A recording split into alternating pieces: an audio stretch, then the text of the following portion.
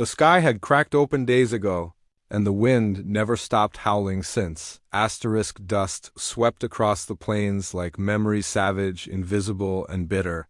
Beneath it, a man walked.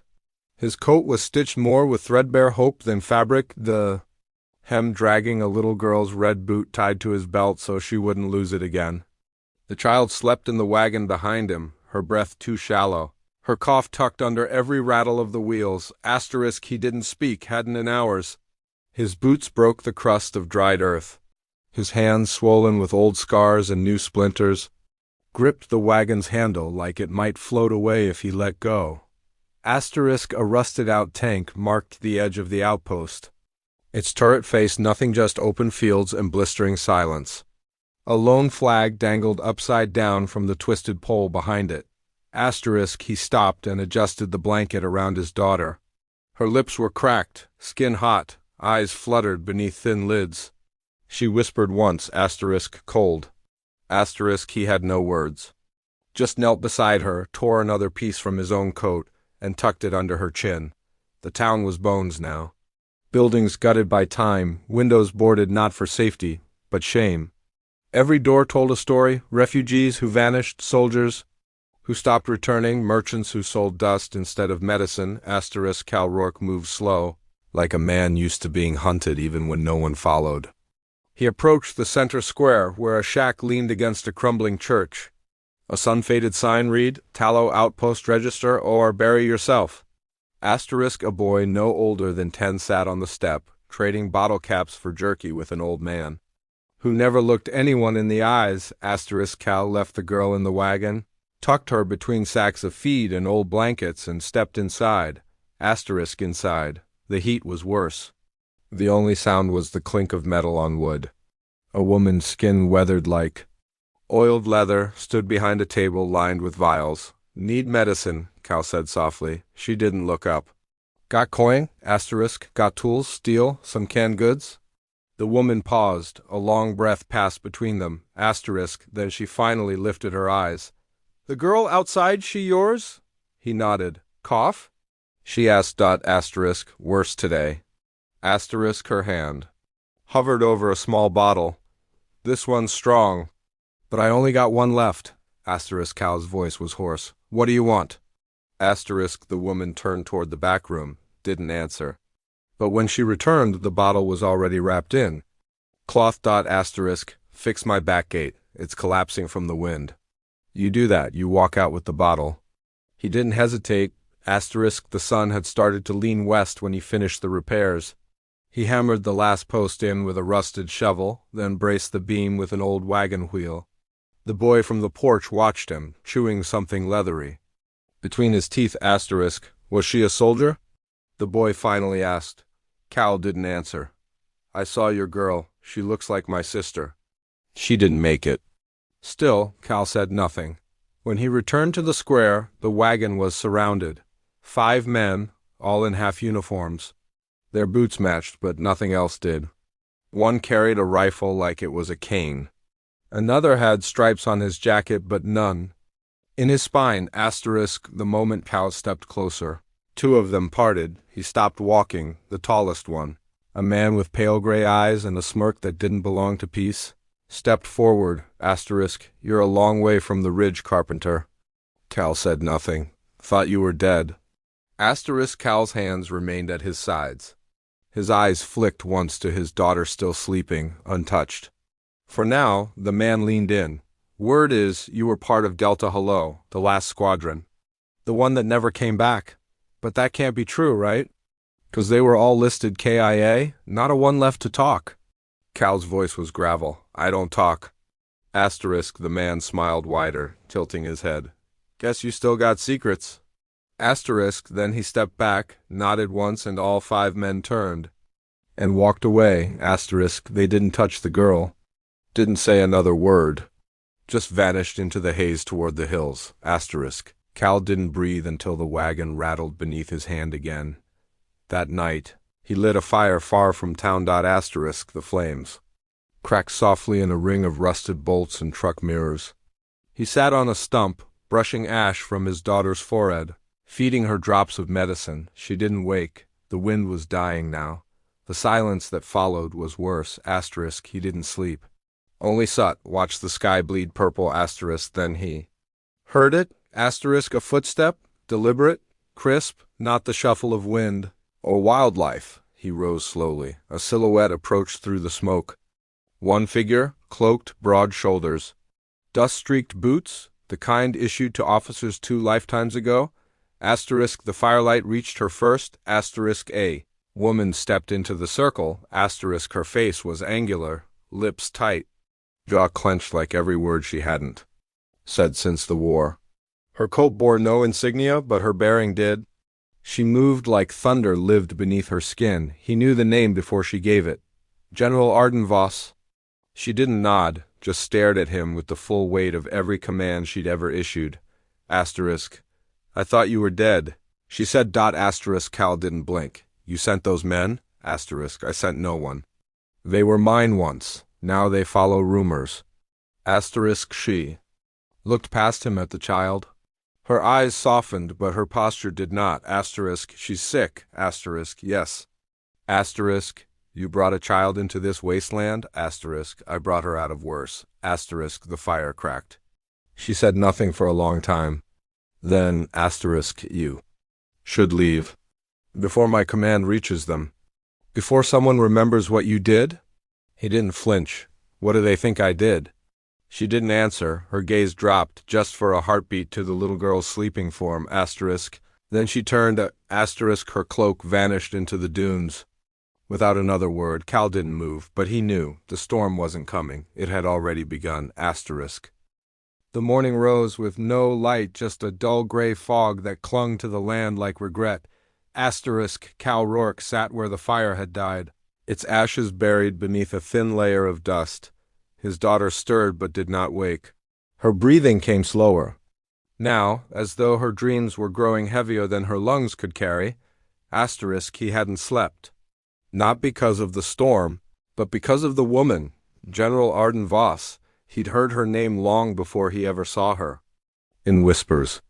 In the broken murmurs of deserters who'd escaped with more wounds than weapons. The Iron Widow, the one who never bent, never mourned, never lost a battle or forgave one. And now she'd seen him. And left him breathing. That, more than anything, haunted him. By noon, Cal reached the southern ridge where the medicine convoy was supposed to restock the outpost. But when he arrived, he found only smoke. The wagons had been overturned. Wheel tracks told of a stampede, either panicked horses or men trying to escape something. Supplies scattered across the ground, crushed under boot and hoof. Empty water.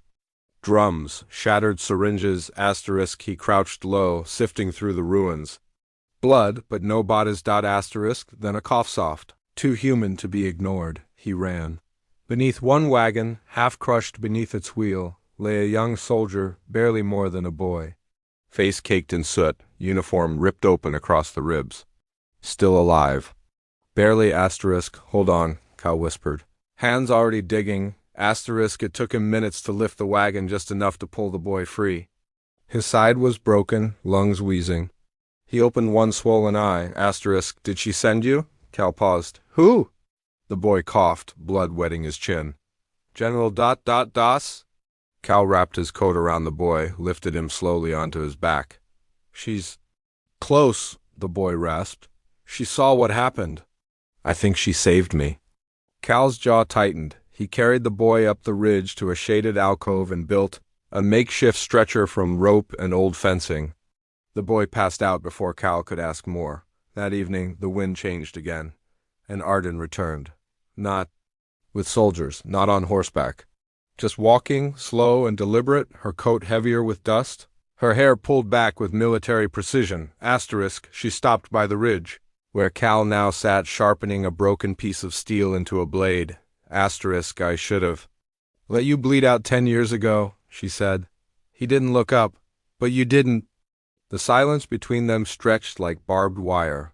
She glanced at the unconscious boy, now wrapped in blankets beside the fire. He was the only one who didn't run when the ambush came. They hit us before dawn, bounty men. Hired ghosts. Not rebels, not anymore.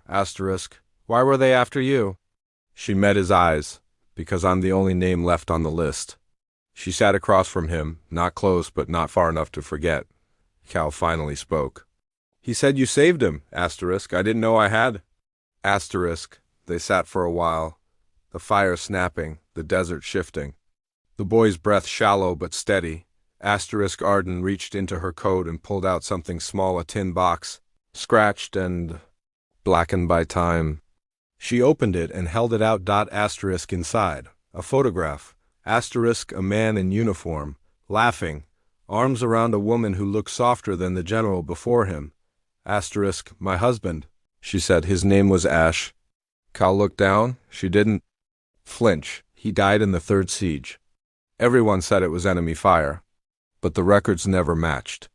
Intel said a friendly squad had gone rogue. Delta hello. Cal's hands stilled. She stared at him. Not with rage, but with something worse, certainty. I found the list years later. Names redacted, details gone, but I remember the photo. They took surveillance right before the mission. She pulled a folded paper from her coat, unfolded it, held it toward the fire. It was grainy, black and white, but it was Cal standing beside her husband. A rifle slung across his shoulder, frozen mid-smile. I didn't kill him, Cal said, voice barely a breath. No, she said, but you were there. And you didn't stop it. He nodded once. She watched him. No gun drawn. No order barked. Just silence, asterisk, then she folded the photo, placed it back in the box, and closed it. The next morning, they moved together wordless, almost in rhythm. Cal gathered wood. She boiled water. The boy still couldn't walk, but he was alive. The wind brought a scent that wasn't dust. Smoke, asterisk. Arden climbed a nearby outcrop and stared toward the east. Then she cursed under her breath. They found the outpost. Cal climbed up beside her, black pillars rising in the distance. Screams, the sharp staccato of gunfire, asterisk, too far to stop it. Arden muttered, but Cal was already moving. When they reached the town again, it was cinders. Shacks burned. To the earth, the church collapsed. Children crying in alleyways. Men strung up by their feet, marked with red paint traitor symbols from the old regime, asterisk. Cal found the woman who gave him the medicine, her hand still clutching a matchstick. Dead, defiant, unburned, asterisk. Arden didn't weep, but something behind her eyes shattered. Asterisk. She looked at the boy standing beside a broken gate, the one who'd spoken to Cal days ago, alive, blood on his shirt, asterisk. I hid, the boy said. They killed everyone, asterisk. Arden knelt beside him. Took his hands. Not everyone, she said. She turned to Cal. Asterisk. They were looking for you. Asterisk. He shook his head. No, they wanted your name. I'm just the shadow they needed to chase you. She looked at the firelit ruins. Then we both drew the storm. Asterisk. They buried the dead that evening. Together. No ceremony. No prayers, asterisk, only dirt and silence. Under the same sky where they had once fought on opposite sides, Cal sat across from her. Asterisk. She stared into the fire, jaw clenched. Asterisk. Do you know why I never came for revenge? He didn't answer. Because if I had, I wouldn't have stopped. She looked up at him. But I saw your girl. The way you carried her. The way you gave your coat, tore it apart stitch by stitch, just to keep her warm. Her voice cracked barely. That's not the man who let my husband die. Cal looked away. She's all I have left. Arden stood slowly. You'd better keep her safe. Then she walked into the smoke again, her silhouette swallowed by the dark. But this time she didn't walk away entirely. Asterisk. She stopped. Looked back, asterisk, and waited. The stars blinked out before dawn, one by one, as if hiding from what was coming. Asterisk. Cal didn't speak as he packed. His daughter's breath had steadied overnight, but her skin still burned beneath his palm. He bundled her tight, kissed her forehead, and laid her in the wagon, once more too small for her legs now, but safer than the world outside it. Asterisk. The boy they'd rescued now walking. Limping watched in silence. Arden hadn't returned since the smoke cleared, but the sky said everything. There was a storm coming. Not wind, not sand, men and blood. Asterisk, they moved toward the cliffs at first light. Tracing a dried riverbed that carved through the rock like an old scar, Cal led the wagon by hand. The boy helped, neither spoke. Somewhere behind them, the desert exhaled the kind of silence that always came before destruction. Asterisk, when they reached the canyon mouth. She was waiting. Asterisk Arden stood in full uniform, though it bore no rank now. Her hair was tied back in a soldier's knot. Her revolver sat holstered, untouched. Asterisk, her voice, when it came, was colder than steel left under moonlight. Asterisk, they're coming from both sides. My command turned on me. Cal glanced at the cliffs. How? Many? Asterisk, she didn't answer. Only stared at the ridge like it might swallow her whole. Asterisk, I buried my husband, she whispered. But I never buried what they did to him. I tried to lead with honor, but all I built, they corrupted it. Turned my name into a banner to hide behind. Cal said nothing. She turned to him, eyes harder now. Asterisk, if you stay, you'll die. You. And your daughter, you know that. Asterisk, he looked at the girl. Then back at Arden. Asterisk, I've died before, he said quietly. Every day since the war.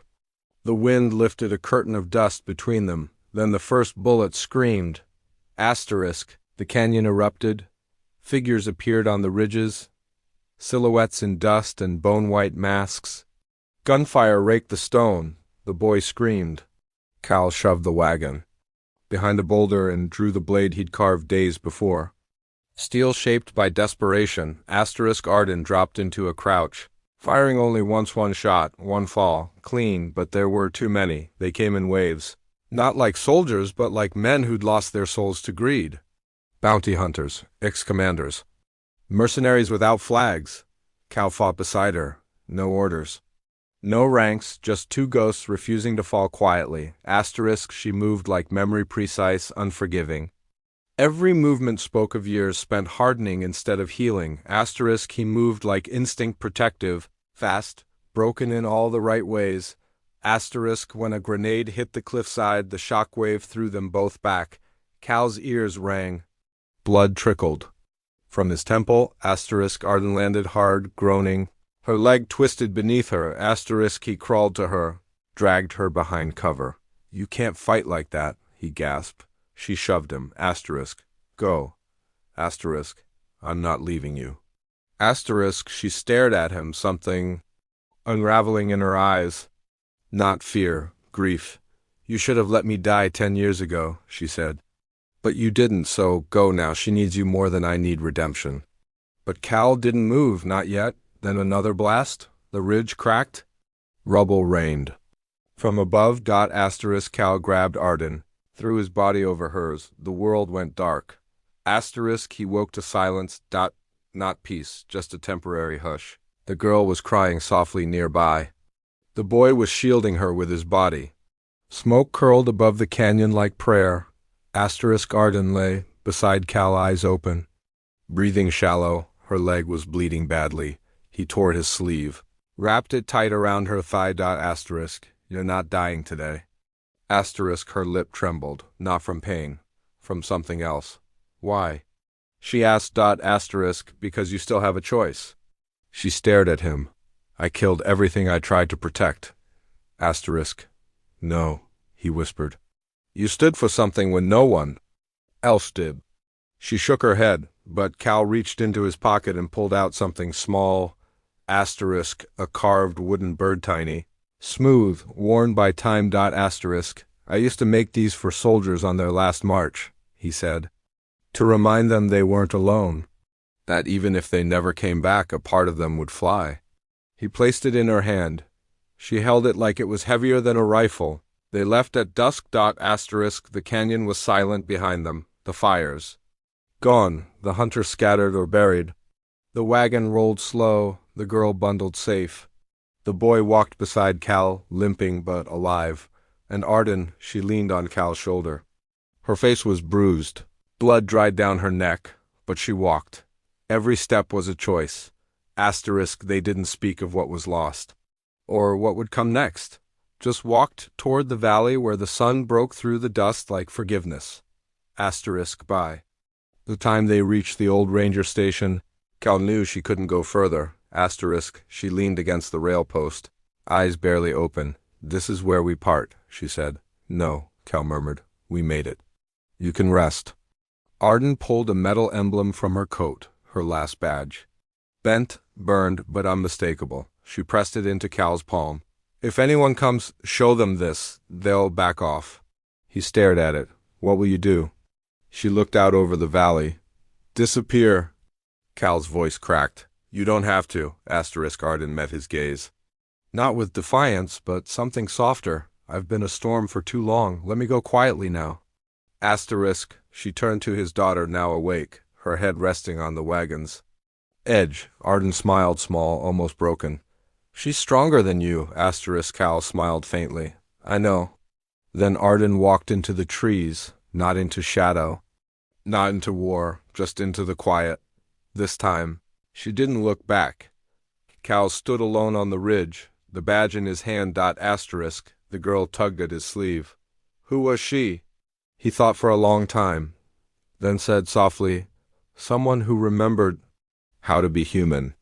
They walked on, toward a future still unknown, but lighter, because even in ruin something had risen.